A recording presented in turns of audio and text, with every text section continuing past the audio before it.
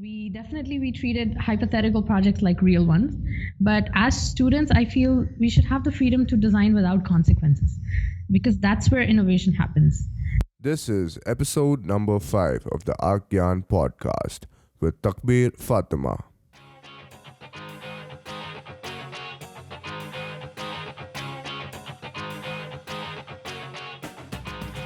Hey guys, welcome to the Archgyan podcast after a very long time. My name is Manish Paul Simon and I'm the host for this show. Today we have with us a young and upcoming architect from Hyderabad, Takbir Fatima. She heads a firm called Designaware and she has won various awards from all around the world for her innovative work. She's also a TEDx speaker. She's also passionate about design research, digital prototyping and computation. She has trained in tailoring and carpentry as well. She aims to work on socially relevant projects alongside mainstream architecture. Takbir was named Emerging Architect of the Year 2016 by Grohe NDTV Design and Architecture Awards, and Telangana Young Architect 2016 by the Indian Institute of Architects. Now, this episode is going to be packed with a lot of great information and advice for young architects and students, and you will get to listen to the various experiences Takbir has had as an architect. Now, without further ado, we have with us Takbir Fatima. Let us talk about your background and history. So, were you always that kid who wanted to become an architect while growing up? Growing up, initially I didn't really know about architecture as a profession, but I did know that I like to make things, especially with paper or card. My grandfather used to give me riddles and puzzles to solve, so I really like to solve puzzles, which I still do.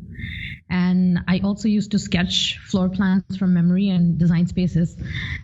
I drew my first floor plan when I was 6. Of course, I didn't know it was a plan at the time. And I was also, my grandmother was an art teacher, so, she taught me a lot about art, and I knew that I liked art. I later got to know about architecture as a profession when I was about 9 or 10, when I met architect Anbraziz, who's a prominent architect in Hyderabad. That's when I got to know that, there is this profession which allows me to do everything that I want to do, that I like to do, which combines craft, mathematics, problem solving, and writing. And I wanted to do what he was doing. So that's when I got to know that I wanted to be an architect. Right. And I grew up in Saudi Arabia, but my parents are from Hyderabad. Okay. And I'd spent some time here on and off during vacations. So I wanted to move to India because this is where I felt that I belonged. And I wanted to study architecture in Hyderabad because it has such a rich history and built heritage. I'd say it's one of the best places to study architecture just by being here, by climbing and sitting on top of the Golconda Fort and looking down on the city. You learn so much. So you did your schooling in Saudi and then you came to Hyderabad to do your architecture. Yeah. So you finished your bachelor's from CSIT School of Architecture, Planning Secunderabad, and then you went on to do MArch in one of the best colleges in the world called AA. So can you elaborate more about your architectural education? I think compared to the way other fields are taught in India, architecture seems to be very hands-on and practical. We're taught to view every hypothetical design problem as seriously as we view a live project. And we learn to solve a design problem in many layers, from spatial planning to budget to structure, human behavior, and environmental concerns. But only when I started looking at work from other colleges around the world online did I realize that the way that we're taught architecture, there's something amiss in the way that we're taught in India. At once, it's not practical enough, and also too practical. Right. And I also realized that 5 years is just not even enough to scratch the surface of this discipline, which is very intense and vast. So I always thought that I would start my own practice right out of college. But in the last couple of years of undergrad, I was working part-time at Studio Made in Hyderabad, which was, at the time, it was very new. It was just set up, and we were the first employees there. architect Madhusudan Chalasani, who is the principal architect of MADE. He became my mentor, and I have to credit him for the direction that I've taken after school. Rather than diving headfirst into the field and into practice, he taught us about slowness and the importance of taking pause and thinking, which is when I decided that I needed to learn a lot more. Right.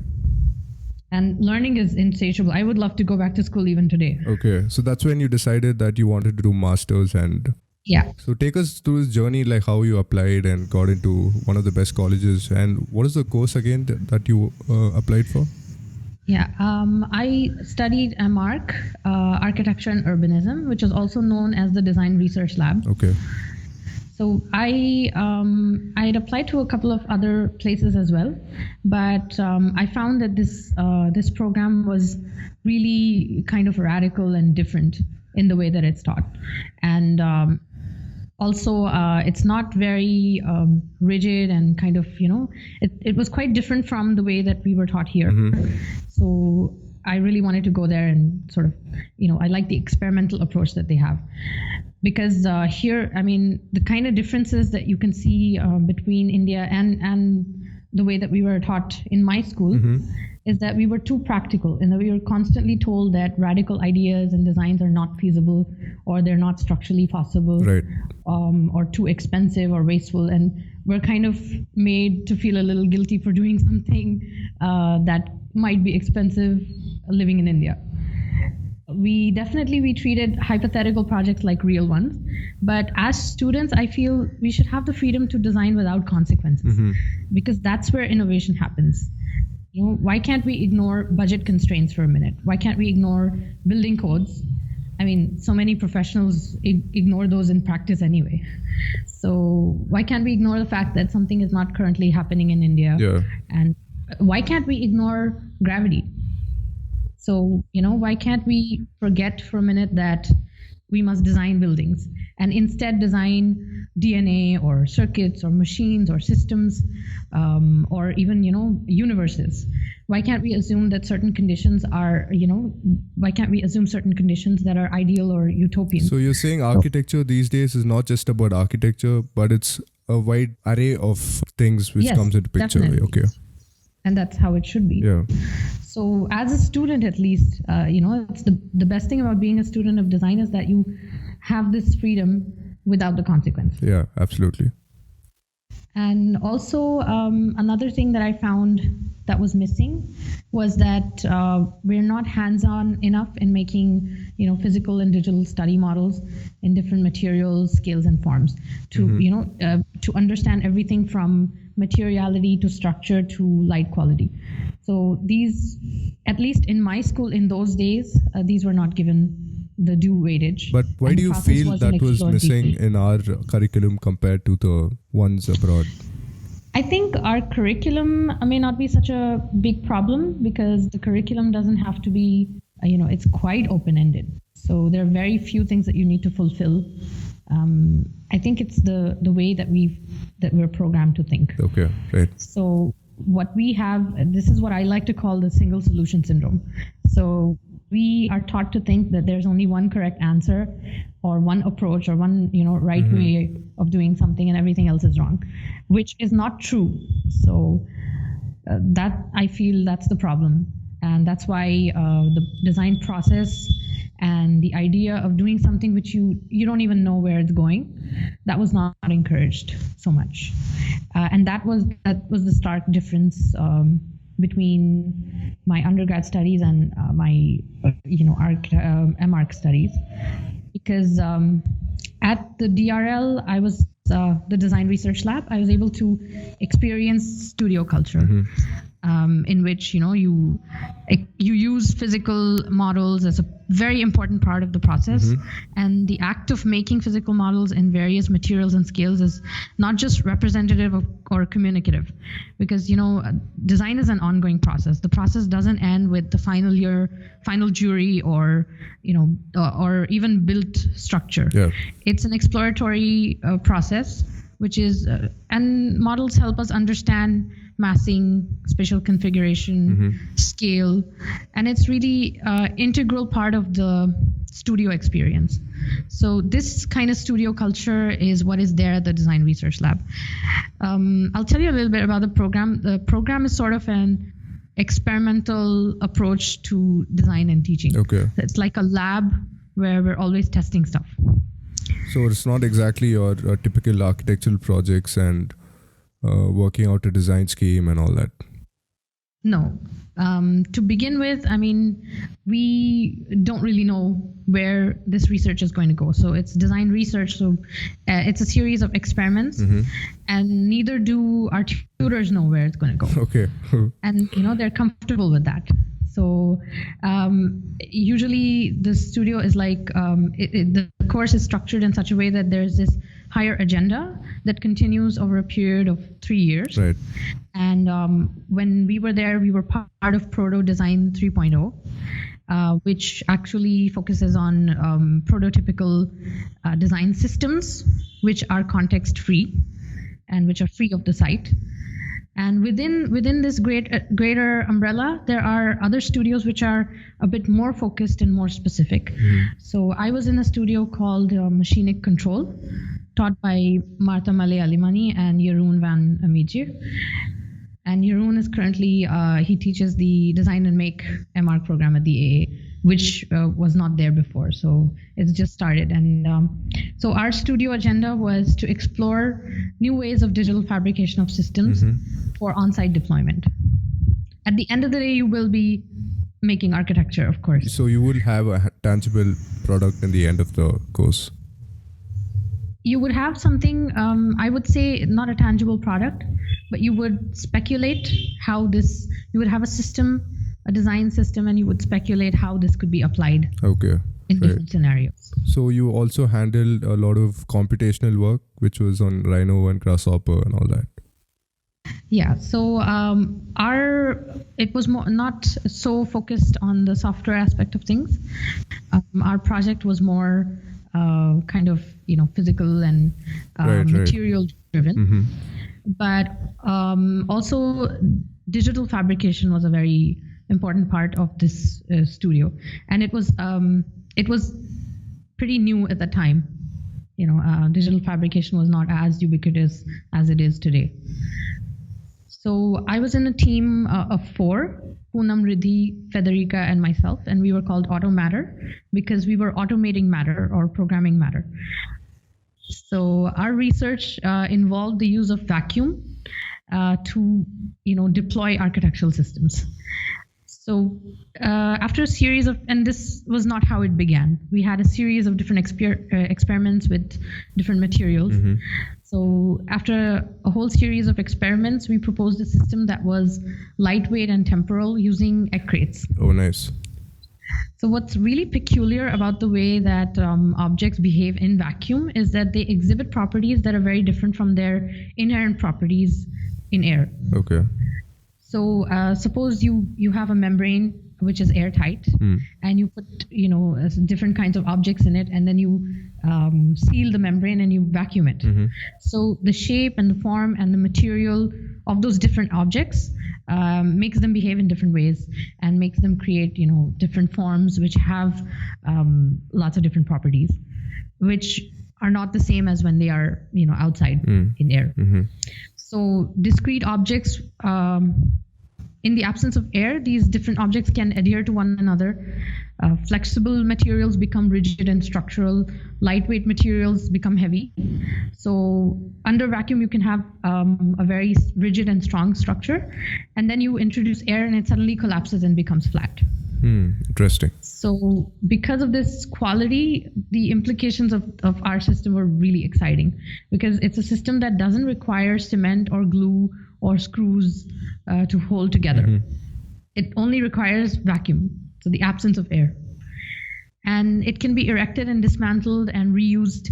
It's completely dry construction, so it can be reused again and again in another place or another time. Right. So we vacuumed and we tested many different materials in this airtight membrane. And among these were egg crates, which gave the most interesting results because egg crates have this inherent tapered geometry, and that provides directionality and curvature under vacuum. So you can actually predict this curvature and you can program it. Oh, wow. Okay. And we started introducing control points. So we put these ping pong balls in the crate cavities, and those acted as control points. So at different places where the ping pong balls are present or absent, you can see the changes in the form. And of course the rigidity or the structural quality of it also changes. So that's how we were able to control the final outcome, and we were able to get different kinds of sections and different kinds of behaviors out of the system. Nice. So this was like your thesis project, is it? Yeah. Okay. And do you have a video or something which we can share to our listeners? Yeah. So I think I can put that up because it sounds really interesting, especially with the egg crates and all that. Yeah, it's really interesting. Okay. So when did you decide to, I think you told me that you were working on your firm, which is Designaware, when you were studying MArch, right? Yeah. So how did this inception start about? So I was really interested in this idea of open-ended design research, and also the DRL itself is structured in such a way that it's like a virtual network, and I really like that idea, as well as the new technologies and fabrication, digital fabrication methods that were coming up at that time. I felt had a lot of potential for architecture and design in terms of form and performance and behavior. Right. So I was actually spending the winter in London, and winters in London are really harsh and unpredictable. Yeah, absolutely. So everything shuts down. On top of that, at that time there was an ash cloud over Iceland, due to which many of the flights were cancelled, and I was stuck in London. Oh, right. So I spent all my free time at the digital prototyping lab in the AA basement, and I was making all kinds of things, just experimenting with digital fabrication. And the DRL has its own lab, but it's always full. So I would sneak downstairs and work on anything else that I felt like designing. So I experimented with the equipment and the different materials. So I designed a series of puzzles, and I fabricated them. Oh, nice. Trying to figure out through reverse engineering how they would be made. I also did a line of wearables, which are inspired by architecture, by structural systems, machine parts, and nature. So that's where Designaware actually began to take form. And it's not a coincidence that it sounds like Designaware, because it started with wearables. And I also designed lighting, furniture, and other lifestyle accessories which were digitally fabricated. In your course, were there any constraints, like how there's these time constraints, and I think in colleges like AA, they let you in and out. You can come experiment and go, right? Yeah, they don't let you out. Oh, yeah. Okay. So actually, ours was a 16-month program. So, and we were working in teams, and it's a very, very intensive, demanding program. And we just kept telling ourselves that it's 16 months, and we need to. It doesn't matter if we don't sleep for 16 months. So we were in the studio from 10 a.m. to 10 p.m. Oh, wow. All days of the week, including Saturdays and Sundays. Okay. So we were there, perpetually in the studio. So very different from, a longer term bachelor's program, which is 5 years long. So yeah, you were talking about Designaware during your time, and yeah. So I started Designaware in my head, and then I was in a hurry to kind of get it on the ground. So I moved to Hyderabad right after my master's. Okay. So you didn't search for a job, is it, in London? No, I wanted to get started somehow. Okay. And I wanted the firm to be in Hyderabad.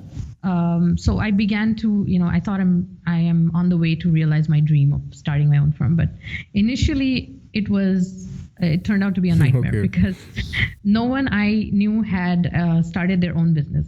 There's not a single soul in my family except my uncle, my mama, who was into business. So in the beginning, without any projects or source of income or an office or a team, it was just merely speculation. And we sit around discussing ideas.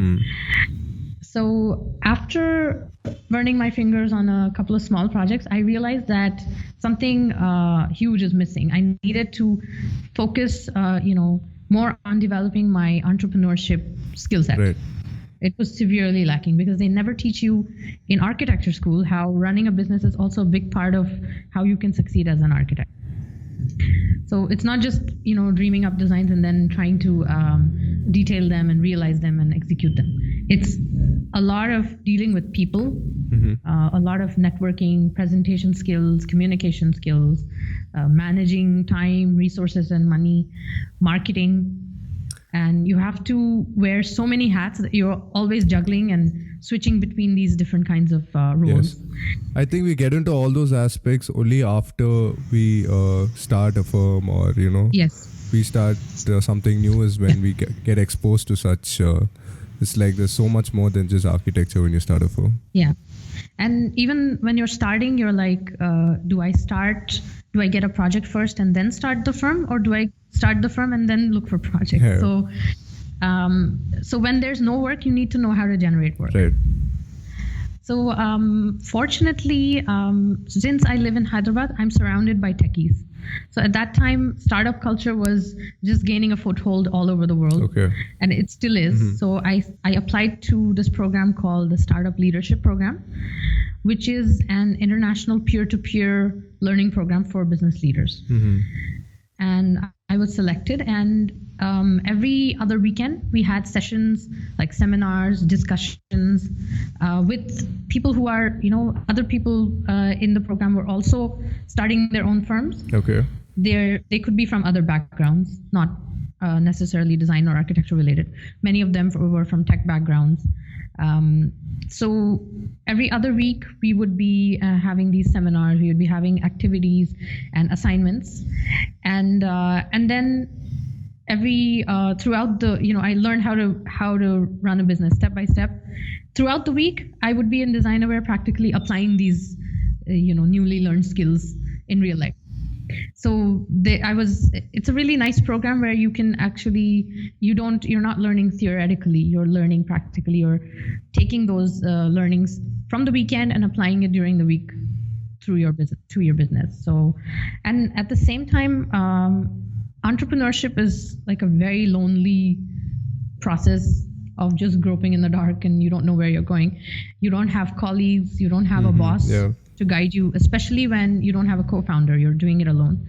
So you need to look for mentors and peers who are in the same situation as you, so that you can exchange views and learn from each other's experiences. Right. and each other's mistakes. So this is what the SLP really helped me with. Okay.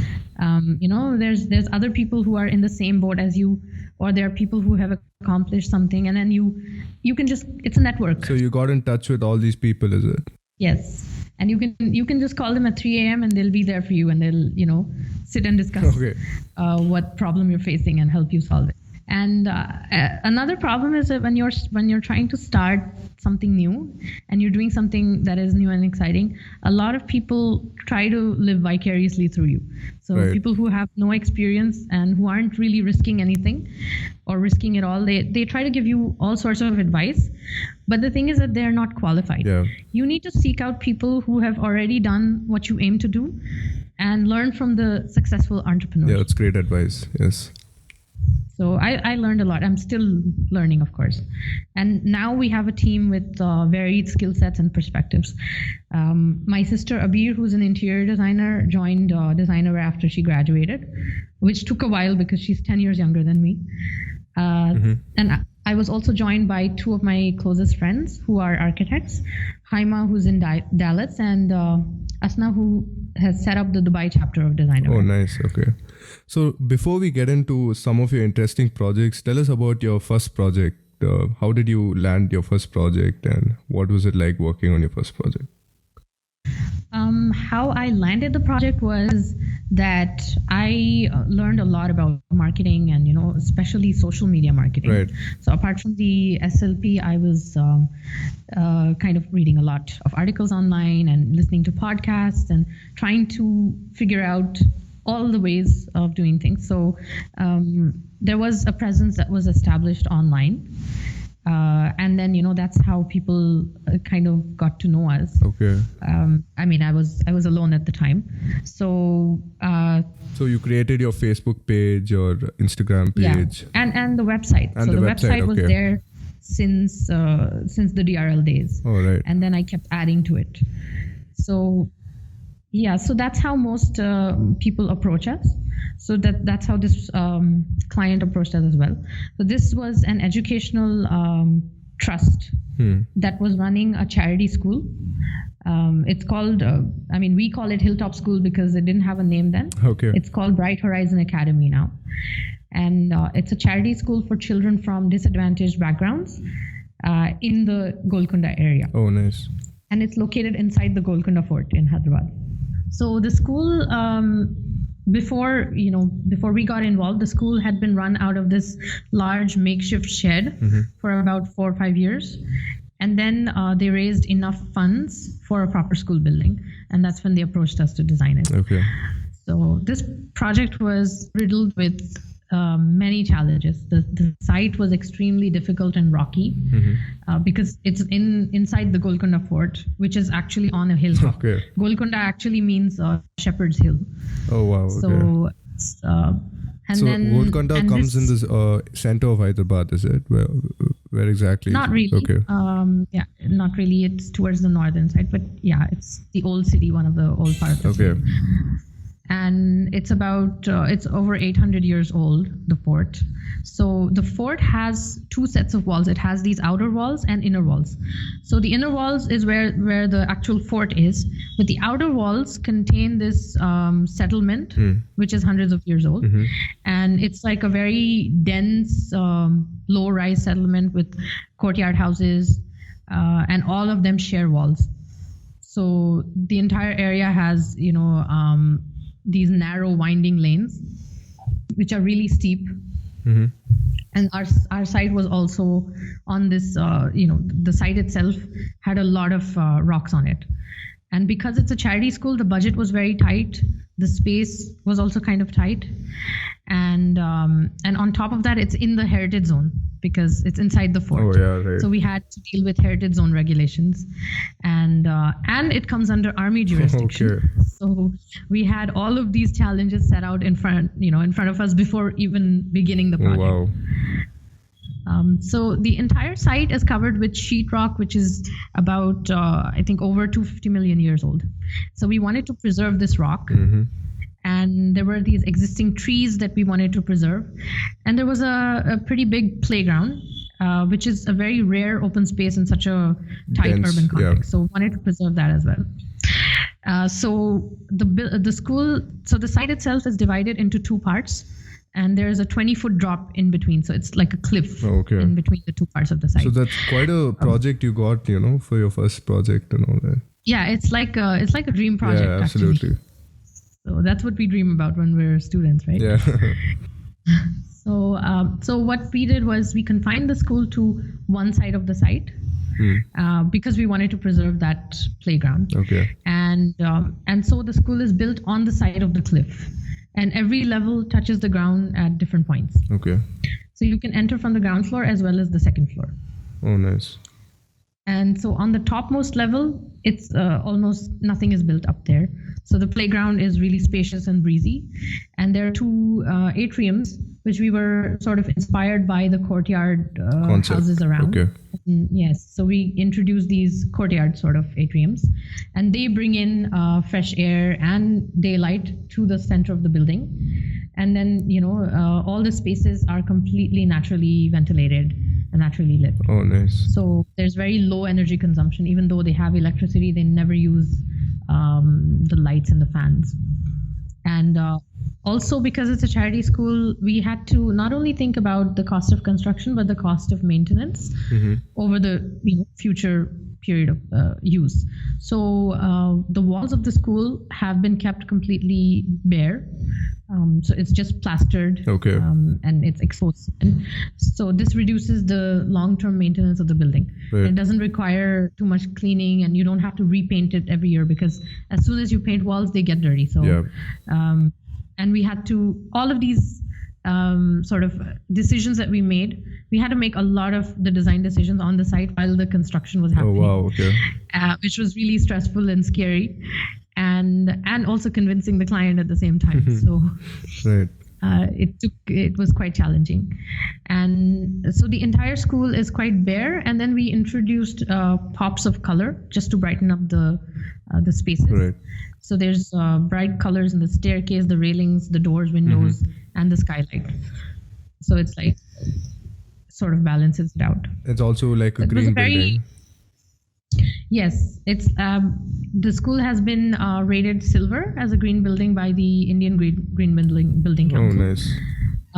I mean, we always knew it was a green building. It was designed to be a low energy, low maintenance, sustainable building, and it uses, every space is naturally lit and naturally ventilated.